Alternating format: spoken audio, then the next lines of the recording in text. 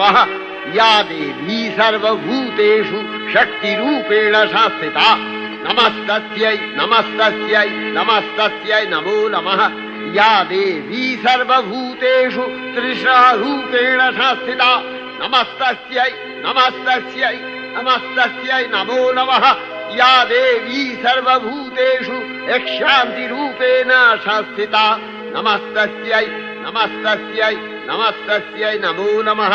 या देवी सर्वभूतेषु जातिरूपेण संस्थिता नमस्तस्यै नमस्तस्यै नमस्तस्यै नमो नमः। या देवी सर्वभूतेषु लज्जारूपेण संस्थिता नमस्तस्यै नमस्तस्यै नमस्तस्यै नमो नमः।